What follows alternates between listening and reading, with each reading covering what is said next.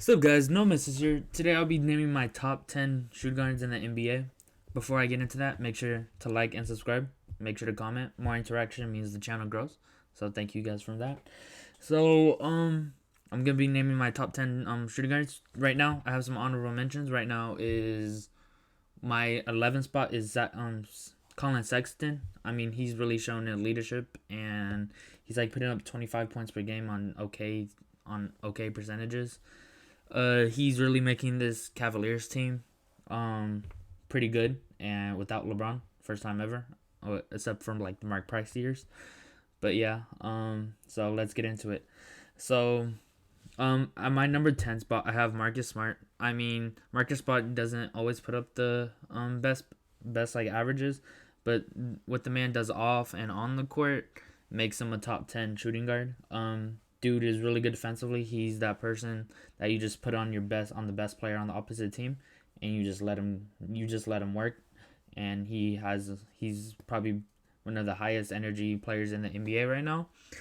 And he makes top 5 plays, top 5 position plays, like top player plays in the NBA.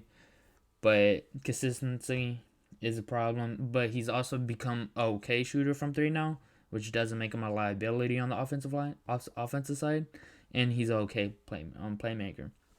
It's more the impactful plays he does off and on the court. And so yeah, at my number 9 spot, I have Victor Oladipo. Victor Oladipo is putting up 22 points a game on not really good splits. If he stays healthy, then I could see this guy moving up to 7, maybe 6. But it just depends if he can stay healthy. Defensively, he's okay. He's above average right now, and he's on the Rockets, where it takes him a little time to find his mojo. But I could see him going up here. It just depends if we're seeing the first year Indiana Pacers Oladipo, or we're gonna see injured Oladipo. That's the big thing. Then I have this area where I just put, they're not really good defenders, but they're elite scorers. And right now, at my 8th position, I have Zach LaVine. Zach LaVine is on my number 8 because he's averaging 27 points per game on good shooting splits. He's shooting 39% from 3 on 10 attempts. Dude is going crazy with it. He is this first options team, the first option on this Bulls team, and he has been able to make the Bulls respectable, okay team. I could see them going into that playoff, if they're having a playoff tournament for their A seed. I could see them in that, but I don't see them going any further than that. But he's my 8th best. He's okay defensively 1-on-1. Dude is athletic. Dude moves vertically, but team defense, he's not the best. And the players above him, I think, are just better scorers and have contributed to winning basketball. And the next player I have is CJ McCollum. CJ McCollum is playing like an all-star right now. He's injured. This is why I don't have him at the number 6 spot. But CJ McCollum is putting up 26 points per game on 41% from 3 on 11 attempts. Dude is going crazy with it. But yeah, so CJ McCollum is just a better scorer than Zach LaVine. Overall, Zach LaVine's a better defensive player, but not by much than CJ McCollum. And CJ McCollum has contributed to winning basketball players and has won playoff games. And that's my main reason I'm picking CJ over Zach LaVine right now. If Zach LaVine could show that he could win a playoff series and he can be this team's first option, which CJ was doing, he was putting up Dame numbers. I mean, I think before he got injured, CJ and Dame were like putting up the same amount of stats. And if he didn't get injured, I could see him making an All-Star game as a reserve this season. Or if he was in the East, he would have made like 4 All-Star games already. But yeah, at my number 6 spot, I have Devin Booker. Devin Booker right now is kind of struggling, and that's why I have him on my number 6 spot. He's playing winning basketball right now, first time playing winning basketball. And from CJ and Devin, I think those are interchangeable. So I wouldn't argue with you if you had CJ McCollum over Devin Booker, or he had Devin Booker over CJ. But right now, CJ McCollum is playing better than Devin Booker. But the Suns are playing winning basketball right now for the first time in Devin Booker's career. He's shooting 23 points per game on okay splits. He has a lot more. Now he has a star by his side, and DeAndre Ayton is getting up his shots, and everybody's kind of getting up their shots. So he's kind of taking a backseat. He's still their first scoring option, but he just is just spreading out the wealth. Defensively, I think he's better than CJ McCollum, but not a lot.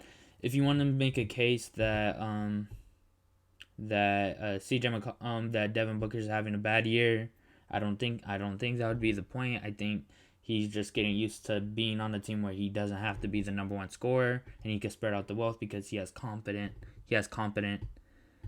players around him. So yeah, I have Devin Booker at 6. Then I have Donovan Mitchell at 5. Donovan Mitchell, this is when we get into that two-way superstar player range. Donovan Mitchell has been putting up 24 points per game on okay splits. They are on like a 9-game winning streak, I'm sure. And they're playing really good basketball. I don't see this team being the top 2 seeds, but they're playing really good. Shaq called Donovan Mitchell out, saying he didn't he didn't see him being like the number one option on that team. That's crazy. Shaq at this point, Shaq just seems like one of the older players that hates like Paul Pierce and all those like older player analysts that like just hate on them, hate on the game how it is or how like it's new. So yeah, Donovan Mitchell has been playing winning basketball. He hasn't been putting up all of the stats, but he has been playing good, and his team has been playing good, and he's shown that he could be the number one option on a playoff team, and that's why I have them over Devin Booker and CJ, because he's proven that he's the leader of this team, and he's the number one option, and he will get it done in the playoffs. So I'm at number 4. I have Jaylen Brown, even though Jaylen Brown is the second option. And I think overall he's just better than Donovan Mitchell. But currently, right now, he is better than Donovan Mitchell. He's a better defender than Donovan Mitchell, and right now he's scoring better than Donovan Mitchell. He's playing like the best player on the Celtics right now, and without Jason Tatum. Jaylen Brown is putting up 27 points per game, and he's shooting 43% from 3, and I think he's like shooting like 52% from the field. He's like making all his shots within the 3-point line, and he's having a really good year. I think no way he could have these splits, these percentages come throughout the season.